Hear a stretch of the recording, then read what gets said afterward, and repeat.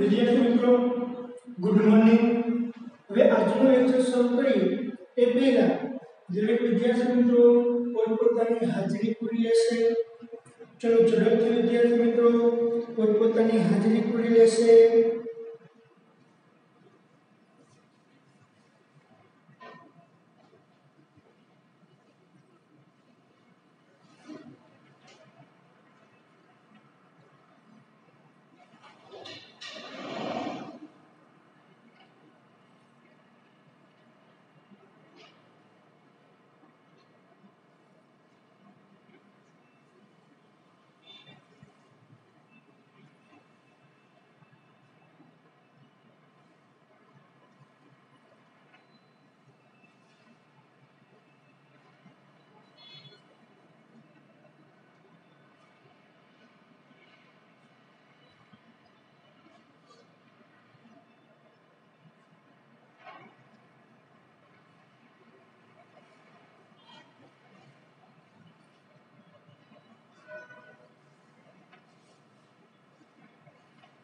तो चलो विद्यार्थी मित्रों हूँ अपेक्षा रखूँ छूँ कि लगभग दरेक विद्यार्थी मित्रों पोतानी हाजरी पूरी लीधी हशे।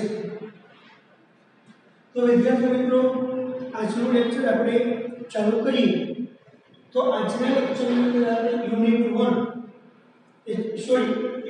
4 કે જેનું રીડ 1 આપણે પૂર્ણ કરી ચૂક્યા છીએ। તો યુનિટ 4 નું રીડ 2 એટલે કે પોએમ છે બ્લાઇન્ડ ડીપ ફિશ। બ્લાઇન્ડ એટલે કે આંધળી, ડીપ એટલે ગહેરી, ફિશ એટલે કે માછલી। તો આજના લેક્ચરની અંદર આપણે આ એક ગહેરી અને આંધળી માછલી વિશેની જે પોએમ છે એ પોએમ વિશે અભ્યાસ કરીશું।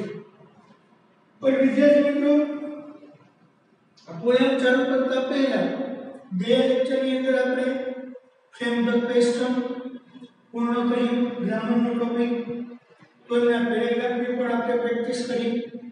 તો વિદ્યાર્થી મિત્રો તમને ગયા લેક્ચરમાં પણ મેં કીધું હતું કે જ્યારે ટોપિક પૂર્ણ કરતા વેળાએ સમય કે માત્ર એ ટોપિકને અહીંથી હું પૂર્ણ કરું છું, તમારે પ્રેક્ટિસ કરવાનું પૂર્ણ કરવાનું નથી। એટલે કે તમારે એ ગ્રામરના ટોપિકની પ્રેક્ટિસ કરતી રહેવાની છે। તો અપેક્ષા રાખું છું કે લગભગ દરેક વિદ્યાર્થી મિત્રો એ આગળ ચાલેલા બધા જ ગ્રામરના ટોપિકની માત્ર ફ્રેમ ધ ક્વેશ્ચન જ નહીં પણ એ સિવાય આગળ જે બધા આપણે ટોપિક ચલાવ્યા છે એ બધા જ ટોપિકની દરેક વિદ્યાર્થી મિત્રો તૈયારી પ્રેક્ટિસ કરી રહ્યા હશે એવી હું અપેક્ષા રાખું છું। तो एवी अपेक्षा ની સાથે જ આજના લેક્ચરની અંદર આપણે આ રીડ 2 એટલે કે બહેરી અને આંધળી માછલી વિશે આપણે અભ્યાસ કરીશું। તો વિદ્યાર્થી મિત્રો આ લેખકની અંદર બરાબર આ પોએમ કે જે આખી કાલ્પનિક છે, આ ટૂંકમાં આ પોએમની અંદર આપણને લેખક કવિ એવું કહેવા માંગે છે કે દરેક માણસને દરેક માનવને સતત અને સતત એક પરમાત્મા, કુદરત, સર્વશ્રેષ્ઠ એવો ભગવાન હજી છે જ એવું અસ્તિત્વ, એવો અહેસાસ, એવો અનુભૂતિ હંમેશા માટે લોકોને થતી રહેવી જોઈએ। તો એવી અનુભૂતિ થતી રહે એ માટે અહીં આપણને જુદા જુદા પ્રયોજનો એટલે કે ઉદાહરણો આપે છે, પ્રતીકો આપે છે। એક પ્રતીક રૂપ અહીં આપણે એક પોએમ આપેલી છે। તો અહીં આપણને જુદા જુદા ક્ષેત્ર માટે જુદી જુદી વસ્તુઓના પ્રતીકો આપણને આપેલા છે। તો આપણે સાથે સાથે સમજતા જઈએ કે લેખકે કેના માટે, એક માણસ માટે કે કઈ બાબતને માણસના જીવવા માટે કે ભગવાનના અસ્તિત્વ માટેની જે બાબતો જરૂરી છે એ બાબતો વિશે કઈ વસ્તુનું પ્રતીક ઉદાહરણ આપણને આપેલું છે। આ બધું જ આ પોએમની અંદર આપણે જોશું। પોએમ વિદ્યાર્થી મિત્રો એકદમ શોર્ટ ટૂંકી છે, એકદમ ઈઝી છે। तो खास ये ध्यान रखो विद्यार्थी मित्रों, ये समझो કે કયું પ્રતીક કયું ઉદાહરણ કોના માટે આપવામાં આવ્યું છે અને અંતે એ કાવ્યનો એ પોયમનો બોધ શું છે। તો બોધ તો આપણે ખ્યાલ આવી જ ગયો કે લેખક એ દરેક માનવને એવું કહેવા માંગે છે કે પરમાત્મા કુદરત છે અને કુદરતના આધીન બધું ચાલે છે। આવો અહેસાસ હંમેશને માટે સતતને માટે એ માણસે કરતા રહેવું જોઈએ। તો ચાલો જોઈએ એક બ્લાઇન્ડ એટલે કે આંધળી, ડીપ એટલે કે બહેરી, ફિશ એટલે કે માછલી। તો જો વિદ્યાર્થી મિત્રો ટાઇટલ જ પ્રતીકરૂપ આપેલું છે કે આંધળી અને બહેરી માછલી એટલે કે આંધળી બહેરી માછલી એક માણસનું પ્રતીકરૂપ આપે છે। શું કહે છે? એક માણસનું પ્રતીક આપણને આપે છે કે જેમ એક આંધળી અને બહેરી માછલી છે એ સમુદ્રમાં કે તળાવમાં પાણીની અંદર તરતી હોય પોતે ફાફા મારતી હોય તો એ આસપાસ શું થાય છે અને શું અવાજ આવે છે આ કોઈ વસ્તુને સાંભળતી નથી અને તે સતત ને સતત એ પાણીની અંદર પોતાના આનંદમાં જ મશગુલ હોય છે। તો એવી રીતે અત્યારે માણસ પણ એક આંધળી બહેરી માછલીની જેમ એમની આસપાસ શું બને છે શું થાય છે એ કંઈ જોતો નથી કે કંઈ સાંભળતો નથી અને સતત ને સતત એ તેમની કામની કમાવાની લોભ લાલચ અને ઝંખનામાં એકદમ ઓતપ્રોત અને રસથી વળગેલો છે કે તેમના સર્જન કરતા ભગવાનને પણ ભગવાન માટે સમય આપવાનું ભગવાનને પણ યાદ કરવાનું ભૂલી ગયો છે।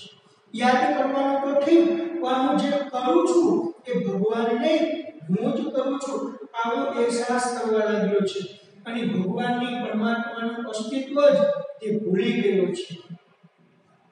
ચાલો આપણે જોતા જઈએ સાથે સાથે In a dark cave flows a dark river।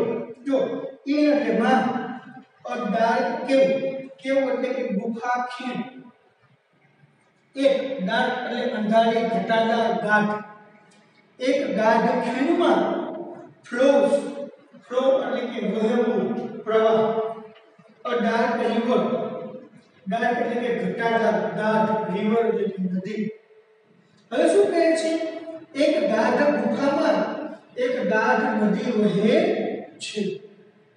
ગાઢ ગુફા તો ગુફા એટલે અહીં આ કાવ્યમાં આપણને કવિ એક ગાઢ ગુફા એટલે કે એવો પ્રતીક આપવા માંગે છે કે જે એક માણસની બરાબર આ રહસ્યમય ઉત્પત્તિનો સ્ત્રોત છે।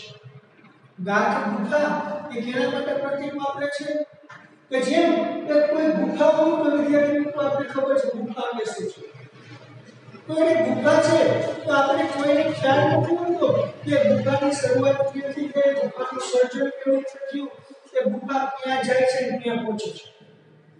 આ જે ગુફાની ઉત્પત્તિ સર્જન એક સંપૂર્ણપણે કેવું છે રહસ્ય। તો એવી જ રીતે આ ગાઢ ગુફા દ્વારા એવું કહેવા માંગે છે કે એવી જ રીતે એક માણસ છે તો માનવની ઉત્પત્તિ પણ એક ગાઢ ગુફાની જેમ રહસ્યમય છે। કારણ કે આપણને ખુદને માણસને પણ ખબર નથી કે માણસની ઉત્પત્તિ ખરેખર કેવી રીતે થઈ। બીજું પ્રતીક એવું છે ને ઘટાદાર નદી તો જેમ આ એક ગાઢ ગુફામાં એક ગાઢ નદી વહે છે તો એમ આ વહેતી નદી એટલે કે માણસનું માનવ જીવન છે એમ આ એક માણસનું માનવ જીવન વહે છે એટલે કે માણસે પોતાનું જીવન પસાર કરે છે તો ખરેખર તેમનો ઉત્પત્તિ શું છે કે માણસની ઉત્પત્તિ ક્યાંથી થઈ કે જે પરમાત્મા દ્વારા કોઈ પરમાત્માને પણ એ ઉત્પત્તિ માણસના આ સૃષ્ટિના સર્જનહારને પણ એ માણસ ભૂલી જાય છે। સમજી ગયું કહેવાનો કે એક ગાઢ ગુફામાં એક નદી વહે છે and on E stony bank stony એટલે કે પથરાળ બેન્ક એટલે કે કિનારો જે નદીનો કિનારો હોય ગાઢ પથરાળ તો સ્ટોની બેન્ક પથરાળ કિનારા દ્વારા એ શું કહેવા માંગે છે કે માનવનું કે માણસનું એક કઠિન કામ ભર્યું કઠિન જીવન શૈલી દર્શાવે છે। એ નદી જેમ એ તેમના પથરાયેલા કિનારા પરથી વહે છે તો એવી રીતે માણસનું પણ જીવન એ કઠિન એ પથરાયેલું થઈ અને પોતાનું જીવન પસાર કરે છે। There sits એટલે કે ત્યાં બેઠો છે a man એટલે કે માણસ ઓલ્ડ એટલે ઘરડો કેટલો ઘરડો તો કે as the sun એટલે કે સૂર્ય જેટલો તો ઉમેરો કેવો હવે શું કહે છે કે પથરાળ કિનારો અને પથરાળ કિનારા પર એક ઘરડો માણસ બેઠો છે। હવે આ ઘરડો માણસ એટલે કે કુદરતની એ સર્જનકર્તાનું બિરુદ આપ્યું છે એટલે કે પરમાત્માનું બિરુદ છે કે જે ગાઢ ગુફામાંથી એક નદી વહે છે બરાબર। ગાઢ ગુફા એટલે કે માણસની એક ઉત્પત્તિ રહસ્યમય ઉત્પત્તિ અને કે રહસ્યમય ઉત્પત્તિમાં નદી એટલે કે માણસનું જીવન જે પસાર થાય છે તો આ પથરાળ કિનારા ઉપર કે જ્યારે મુશ્કેલીઓ સર્જાય છે મુશ્કેલીઓ ઊભી થાય છે ત્યારે સર્જનહાર પરમાત્મા ઉભો રહે છે। તો આ એક માણસ છે પરમાત્માનું પ્રતીક છે। હવે એ માણસ કેટલો ઘરડો તો કે સૂર્ય જેટલો કે એ પણ એથી પણ વધુ ઘરડો।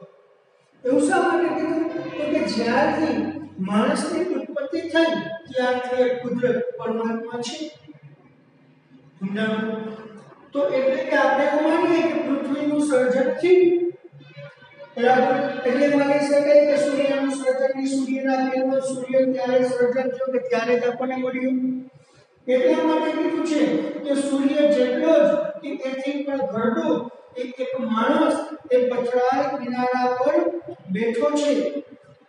વેવિંગ એટલે કે શું કરે છે ગુથણ કામ કરવું ભરત કામ કરવું કે ગુથવું યાર્ન એટલે કે સૂતર રેનબો એટલે કે મેઘ ધનુષ્ય કે જે એક સૂતરનું મેઘ ધનુષ્ય અથવા તો ગુથી રહ્યો છે એક મેઘ ધનુષ્યની આંટી આ માણસ કે જે એક મેઘ ધનુષ્યની આંટી ગુથી રહ્યો છે એ તૈયાર કરી રહ્યો છે।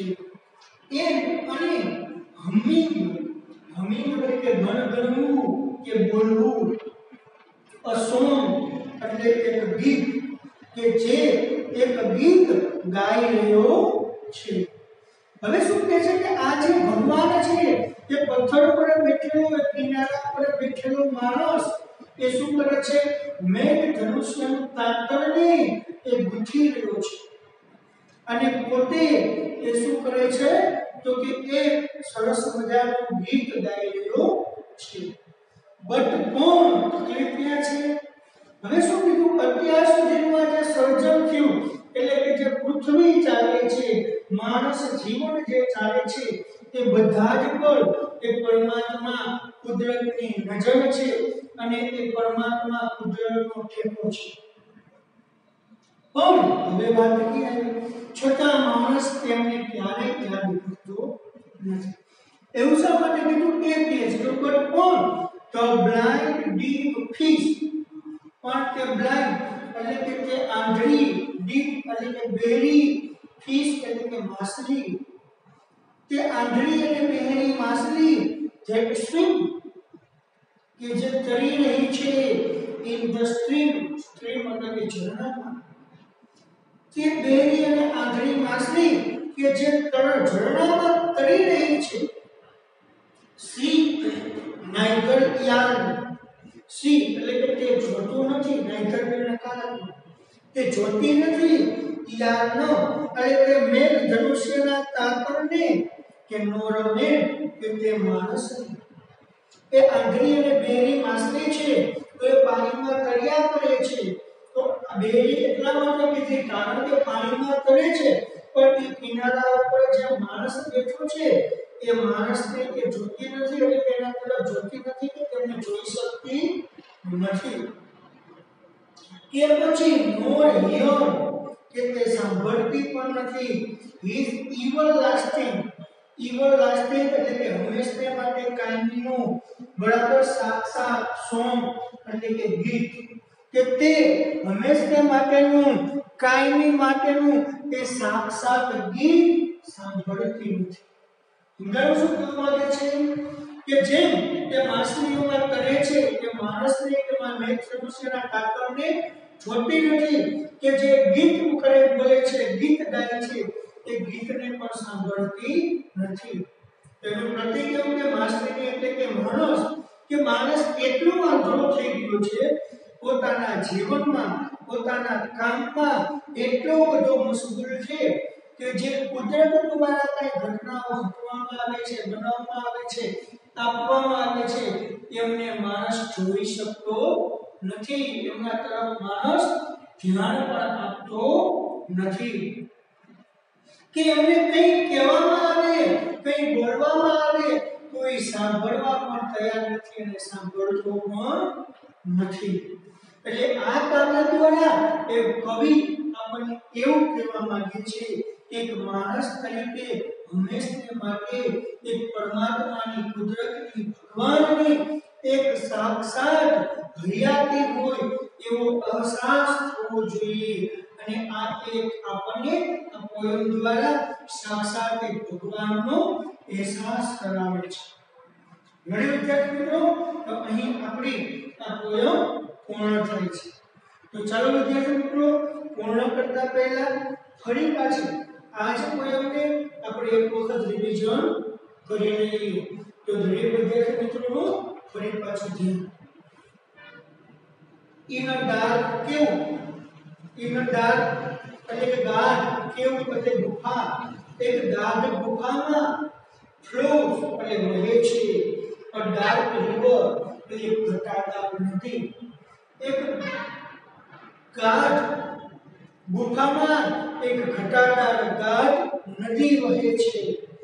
And on it stony bank, it તેમના, સ્ટોની એટલે પથરાળ, બેંક એટલે કિનારો, તેમના તે પથરાળ કિનારા પર ધેર સિટ્સ ત્યાં બેઠો છે, અ મેન એટલે માણસ, ત્યાં પથરાળ કિનારા પર એક માણસ બેઠો છે.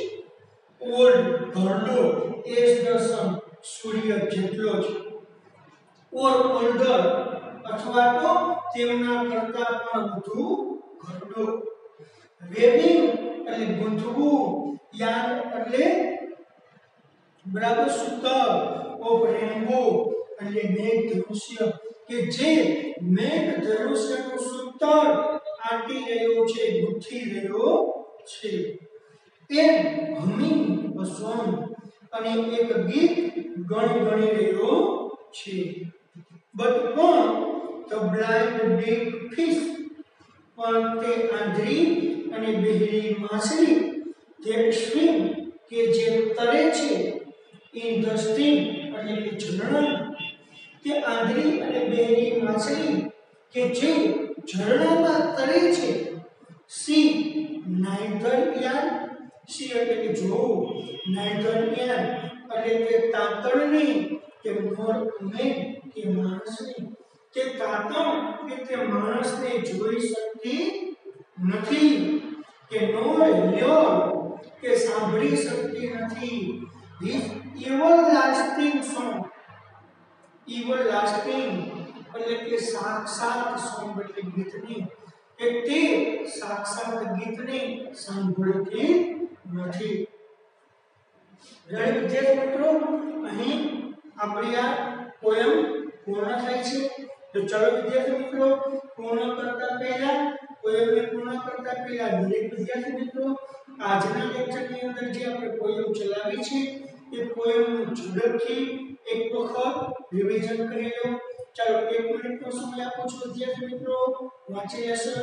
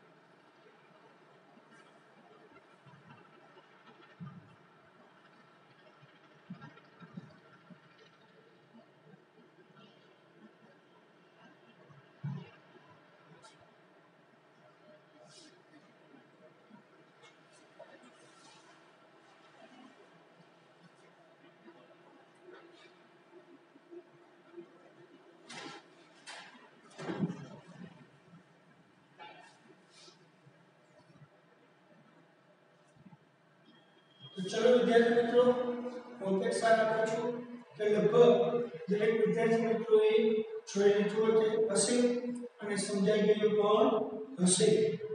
તો વિદ્યાર્થી મિત્રો, આજનો આપણો લેક્ચર આપણે અહીં પૂર્ણ કરીએ છીએ.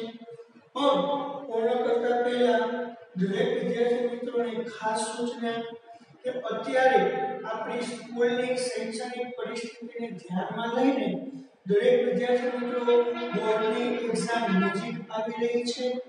તો આ પરિસ્થિતિ અને બોર્ડની એક્ઝામને ધ્યાનમાં લઈ અને પોતપોતાની તૈયારીઓ વ્યવસ્થિત કરવાની છે અને આગળના બધા કોર્સનું વારંવાર રિવિઝન કરતા રહેશે.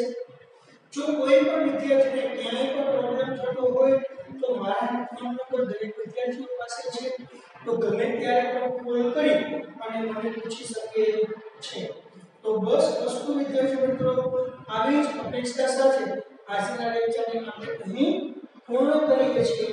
ફરી પાછું નેક્સ્ટ લેક્ચરની અંદર નવા જ મુદ્દા સાથે આપણે મળીશું. ત્યાં સુધી દરેક વિદ્યાર્થી મિત્રોને જય હિન્દ.